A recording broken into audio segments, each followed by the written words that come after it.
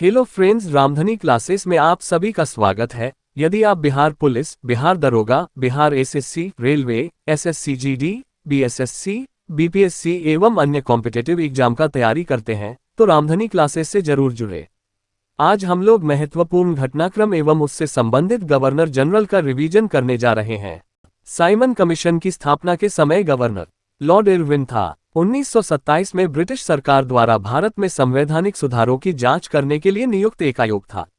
इस आयोग में 7 सदस्य थे जो सभी ब्रिटिश संसद के सदस्य थे। साइमन कमीशन को भारत में साइमन गो बैक के नारों से विरोध किया गया। साइमन कमीशन का विरोध करते समय लाला लाजपत राय पर पुलिस ने लाठियां बरसाईं, जिससे उनकी मृत्यु हो गई।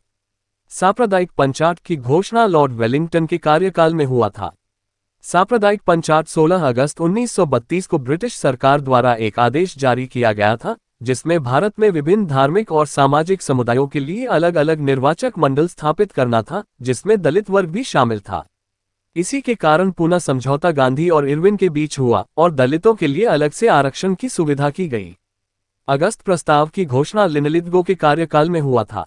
9 अगस्त सन 1940 को वायसराय लॉर्ड लिनलिथगो द्वारा अगस्त प्रस्ताव पेश किया गया था, जिसमें मुस्लिमों के हितों का उल्लेख किया गया था। क्रिप्स मिशन की घोषणा लिनलिथगो के कार्यकाल में हुआ था।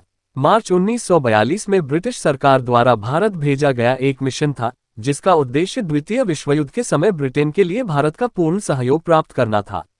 इसके अध्यक्ष सर स्टैफोर्ड क्रिप्स थे। वेवेल योजना। अक्टूबर 1943 में लॉर्ड लिनलिथगो के स्थान पर लॉर्ड वेवेल को ब्रिटिश सरकार द्वारा भारत का वायसराय नियुक्त किया गया। इस पद को संभालने से पहले वेवेल भारतीय सेना के प्रमुख थे, इसलिए उन्हें भारतीय राजनीति की अच्छी समझ थी। कैबिनेट मिशन लॉर्ड वेवेल के कार्यकाल में आया था। कैबिनेट मिशन 1946 में भारत आने वाला एक उच्च स्तरीय ब्रिटिश प्रतिनिधिमंडल था, जिसका उद्देश्य ब्रिटिश सरकार से भारतीय नेतृत्व को सत्ता हस्तांतरण पर चर्चा करना था और एक योजना बनाना था। इस मिशन में 3 सदस्य थे, पैथिक लॉरेंस, स्टैफोर्ड क्रिप्स और एवी अलेक्जेंडर थे। कैबिनेट मिशन का मुख्य उद्देश्य भारत के संविधान की रचना के लिए एक संविधान सभा का गठन करना था। माउंटबेटन योजना की घोषणा लॉर्ड माउंटबेटन के कार्यकाल में हुआ था। ब्रिटिश भारत के अंतिम वायसराय लॉर्ड माउंटबेटन द्वारा 3 जून 1947 को प्रस्तुत की गई थी। इस योजना का मुख्य उद्देश्य ब्रिटिश भारत को 2 स्वतंत्र देश भारत और पाकिस्तान में विभाजित करना था।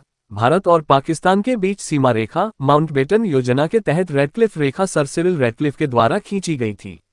बाल्कन प्लान के समय गवर्नर लॉर्ड माउंटबेटन थे।